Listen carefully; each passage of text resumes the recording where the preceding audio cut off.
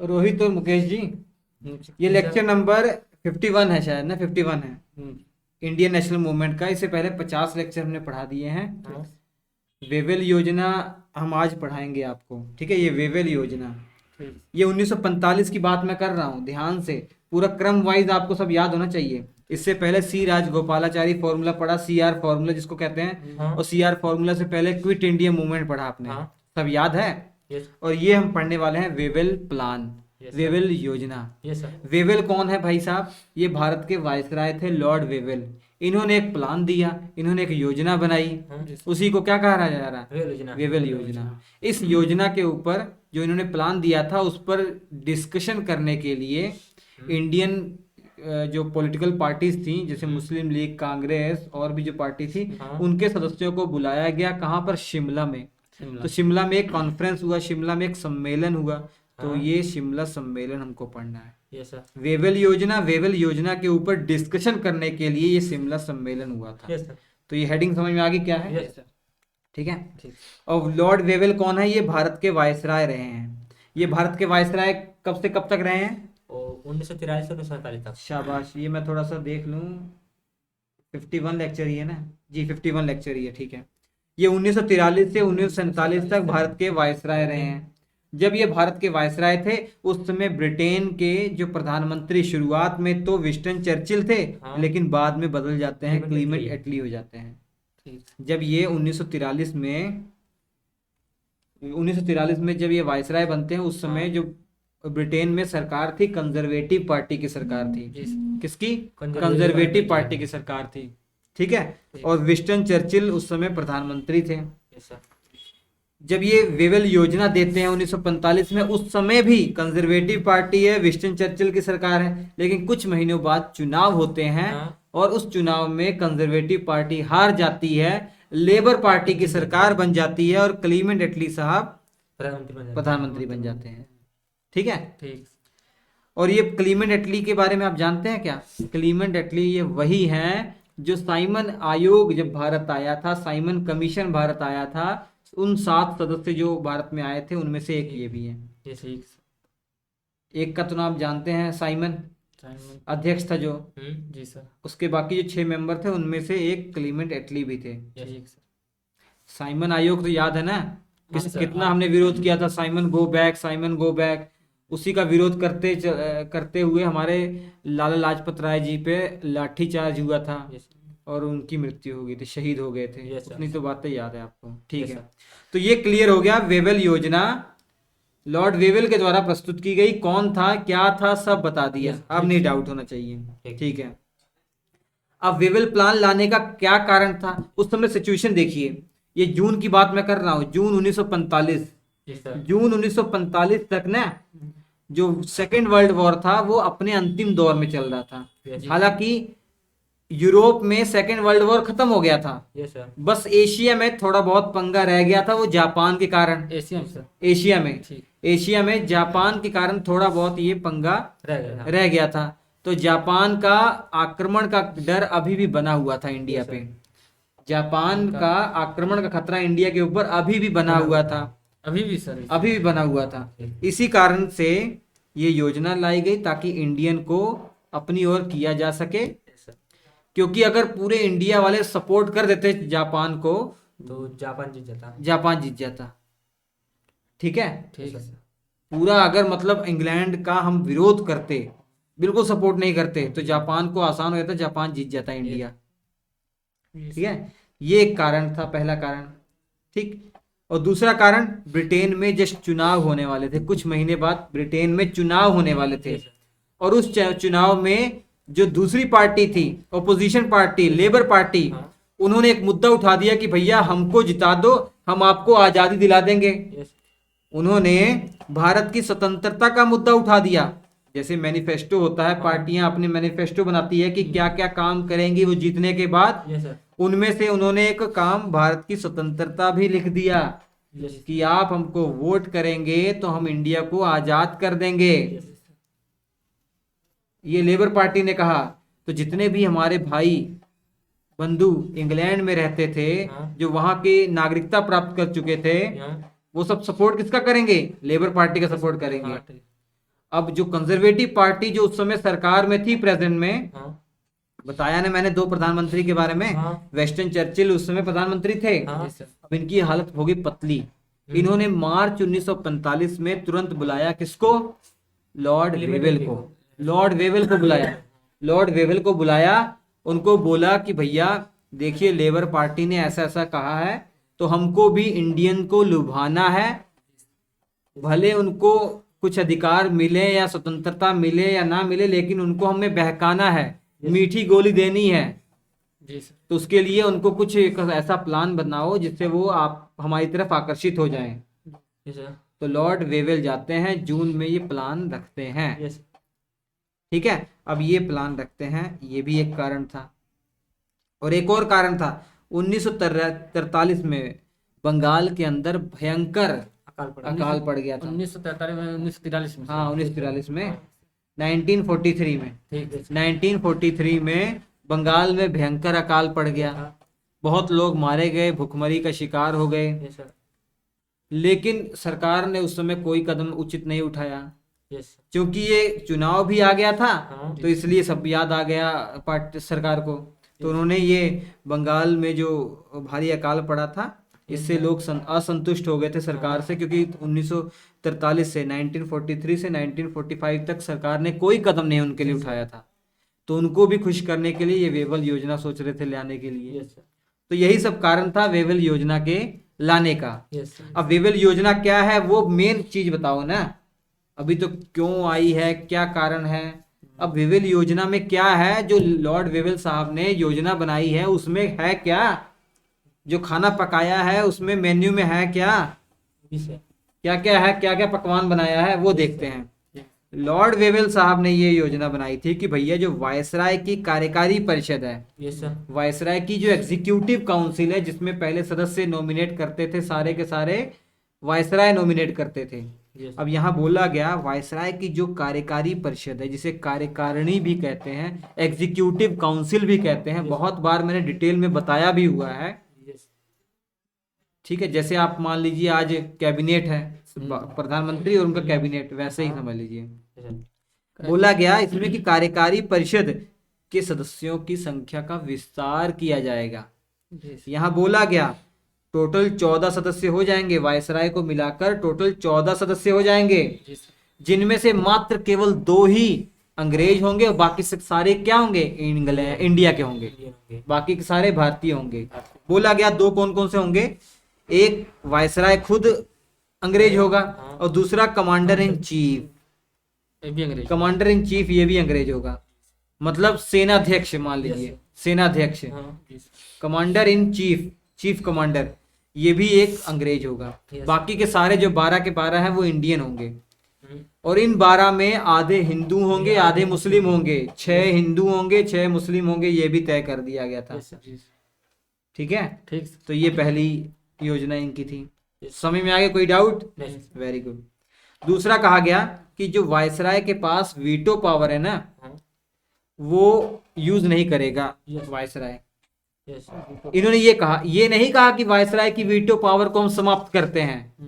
ये बोला गया, हमको आश्वासन दिया कि भैया जो वायसराय है ना, ये वायसराय है, ये अपनी वीटो पावर का इस्तेमाल नहीं करेंगे।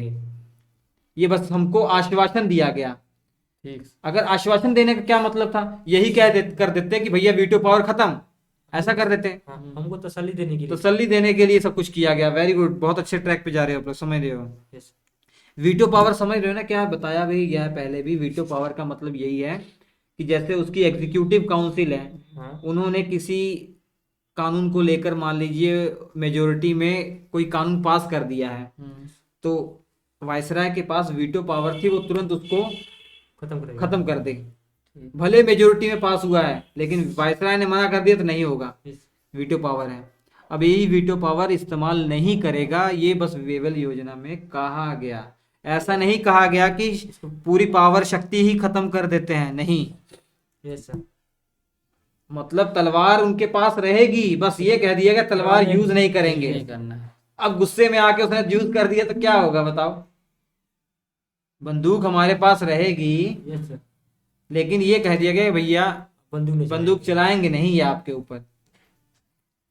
ऐसा कह दिया गया और हम उसके साथ चले गए, रवाना हो गए। रास्ते में उसका दिमाग ठनका, उसने बंदूक चला दिया हमारे ऊपर, तो हम क्या करेंगे? किसको ढूंढेंगे? अगर आपको पूरा हमें विश्वास दिलाना ही है कि ये हमारे ऊपर बंदूक नहीं चलाएगा, इसको बंदूक रख लीजिए अपना ना। सही है। वही बात है ये, ठीक है। और वायसराय की जो कार्यकारी परिषद है, अभी 14 सदस्य टोटल है ना, ये अंतरिम सरकार का काम करेगी। अंतरिम, अंतरिम ये जो शब्द है ये अंतिम नहीं है। अंतरिम मतलब अस्थाई, फॉर शॉर्ट टाइम, कुछ समय के लिए ये सरकार का काम करेगी। और किस अनुसार काम करेगी? कौन से कानून के अनुसार? जैसे हमारा जो सरकार है वो हमारे संविधान से चलती है ना, जो काम करती है संविधान के अनुसार काम करती है। वही बोला गया है, जो अंतरिम सरकार होगी 1935 का जो अधिनियम है, जो एक्ट है, उसी के अकॉर्डिंग ये काम करेगी, ठीक। और बोला गया युद्ध के बाद, सेकेंड वर्ल्ड वॉर के बाद, द्वितीय विश्व युद्ध के बाद भारत के लिए एक नया संविधान निर्माण करने का प्रबंध किया जाएगा। मतलब संविधान सभा का गठन किया जाएगा। ये सब बातें यहाँ कह दी गई। तो ये वेवेल योजना है, इसमें कोई डाउट हुआ? नहीं सर, कोई डाउट नहीं। बहुत आसान से मैंने पोस्टमार्टम कर करके बता दिया। ठीक है सर। जैसे पोस्टमार्टम होता है ना, पेट उठ फाड़ के सब कुछ अंग दिखा दिया जाता है, वैसे मैंने कर दिया है। इससे सिंपल कुछ नहीं होगा। ये क्लास नोट्स इसके जो हैं श्री एजुकेशन एप्लीकेशन पर अवेलेबल हैं। बहुत बेहतरीन क्लास नोट्स हैं। SHRI Shri education, EDUCATION education, ये स्पेलिंग ध्यान दीजिएगा। प्ले स्टोर से डाउनलोड कर लोगे तो हमारे चैनल का लोगो आएगा। स्टोर सेक्शन में जाएंगे, STORE स्टोर सेक्शन में जाएंगे हमारे चैनल के, तो सभी GS के क्लास नोट्स क्रम वाइज पड़े हैं। जो मर्जी लेना चाहे ले सकते हैं।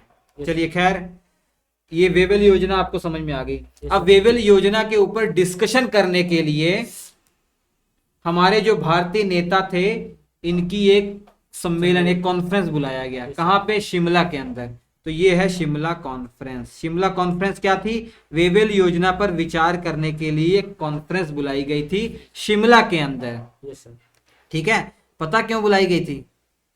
क्यों बुलाई गई थी? क्योंकि शिमला ठंडा क्षेत्र था और जून जुलाई जो है जब गर्मी का क्षेत्र होता था ना, तो छुट्टी मनाने के लिए चले जाया करते थे अंग्रेज शिमला। पहले जब राजधानी कलकत्ता इनकी हुआ करती थी, अभी बाद में अभी तो चेंज हो गई है, 1912 में ही चेंज हो गई थी। जब उनकी राजधानी कलकत्ता होती थी ना, तो कुछ महीने ठंडियों के महीने में कलकत्ता में वायसराय अपनी राजधानी पे रहता था। लेकिन उसके बाद कहाँ चला जाता था? शिमला चला जाता था गर्मियों में, क्योंकि ये यूरोप से रहने वाले थे। यूरोप ठंडा क्षेत्र है, तो इनको आदत नहीं थी ना गर्मी झेलने की। यहाँ पर इतनी गर्मी होती है, पसीना पसीना, हमारे हालत खराब हो जाते हैं। वो तो अंग्रेज हैं, उनके जब पसीने निकलते थे वो कहते ये क्या हो रहा है भैया, व्हाट इज गोइंग ऑन, समझ रहे क्या? ठीक है, क्या हो रहा है उनको, इसलिए शिमला चले जाते थे। खैर, शिमला सम्मेलन 25 जून से लेकर 14 जुलाई तक हुआ। लगभग 19-20 दिनों तक ये सम्मेलन हुआ। ये फेल हो गया, असफल हो गया। इसमें 21 हमारे प्रतिनिधियों ने भाग लिया था। इंडिया के 21 प्रतिनिधियों ने भाग लिया था। इंपॉर्टेंट सदस्य बता देता हूँ। मोहम्मद अली जिन्ना जो मुस्लिम लीग से संबंधित थे, कांग्रेस की तरफ से मौलाना अबुल कलाम आजाद जी थे, और खान अब्दुल गफ्फार खान भी इसमें सम्मिलित थे। एक इंपॉर्टेंट नोट करने वाली बात है कि गांधी जी यहाँ शामिल नहीं हुए थे। एक इंटरेस्टिंग बात यह है ना, गांधी जी उस समय शिमला में ही थे, फिर भी शामिल नहीं हुए। अब शिमला सम्मेलन असफल हो गया। कारण पता है? विवाद उत्पन्न हो गया यहाँ पर मुस्लिम लीग और कांग्रेस के बीच में। क्या विवाद हो गया, मैं सबसे आपको पहले समझाता हूँ। ये देखिए, यहाँ पर वायसराय की कार्यकारी परिषद में जो 12 सदस्य, टोटल 14, 2 अंग्रेज हैं, 12 सदस्य इंडियन होंगे। बोला गया 6 मुस्लिम होंगे और 6 हिंदू होंगे। मुस्लिम लीग का कहना था कि भैया जो 6 मुस्लिम होंगे ना, ये हम ही सारे सिलेक्ट करेंगे। मतलब सारे के सारे सदस्य क्या होंगे? मुस्लिम लीग से संबंधित होंगे। मतलब मुस्लिम लीग इनडायरेक्टली कह रही है कि भैया सारी की सारी जो मुस्लिम जनता है वो हम उसका रिप्रेजेंटेटिव हैं, हम उसका प्रतिनिधि कर रहे हैं। मुसलमानों के, इंडिया में रहने वाले मुसलमानों के मसीहा हम हैं। जबकि कांग्रेस कह रही है कि ना बाबा ना, हम पूरे इंडिया को रिप्रेजेंट करते हैं। हिंदू सिख ईसाई जो मर्जी हो जाए, हम सब हैं भाई भाई, यस सर। सबको रिप्रेजेंट करते हैं। तो उन्होंने कहा कांग्रेस ने कि हम मुस्लिम भी सदस्य उसमें नॉमिनेट करेंगे और हिंदू भी करेंगे, सब करेंगे, ये कांग्रेस ने कहा। ठीक। अब सोचिए कांग्रेस अगर 2 सदस्य भी मुस्लिम वहां पर अपना प्रतिनिधि बैठा देती, नॉमिनेट कर देती, जी सर। तो कितने टोटल और बचते? 4। 4 और बचते, हाँ। 4 मुसलमान और बचते। तो हाँ। 4 मुसलमान मुस्लिम लीग बैठाती, हाँ। तो यही मुस्लिम लीग को नहीं पसंद था। नहीं पसंद था कि भैया 4 क्यों, सारे के सारे मुसलमान हमारे ही होने बैठाएंगे। चाहिए। ठीक है, इस बात को लेकर बहुत तगड़ा विवाद हो गया। ठीक सर। उसके बाद कांग्रेस भी गुस्से में आ गई। वहां पे कांग्रेस ने ब्रिटिश गवर्नमेंट पे, अंग्रेजों पर ये इल्जाम लगाया कि भैया आप हमें, हमारी पार्टी को ना केवल हिंदुओं की पार्टी बनाना चाह रहे हैं। Yes sir. आप ये तय कर रहे हैं कि भैया कांग्रेस जो है ना वो हिंदुओं की पार्टी है, वो भी अपर क्लास हिंदुओं की पार्टी आप बनाना चाह रहे हैं इसको। Yes sir. बनाना क्या मतलब, लोगों को दिखाना, जनता में एक माहौल क्रिएट करना चाह रहे हैं कि भैया कांग्रेस तो स्वर्ण हिंदुओं की पार्टी है। यस। ऐसा अगर हो जाएगा तो कांग्रेस आगे जीत पाएगी कि नहीं? नहीं सर, नहीं। नहीं, बहुत कम उसको बहुत कम चांस लोगों है। को सपोर्ट मिलेगा। हाँ। ठीक है, ऐसा यस सर। ऐसा होता भी है देश में। एक दूसरे को ऐसे बताते हैं कि भैया आप तो यादवों की पार्टी है, ऐसा ही है। ये इनकी पार्टी है, उनकी पार्टी हाँ है। सर। ठीक है, ऐसे ये करते हैं। राजनीतिक फायदे के लिए ऐसे लोग करते हैं।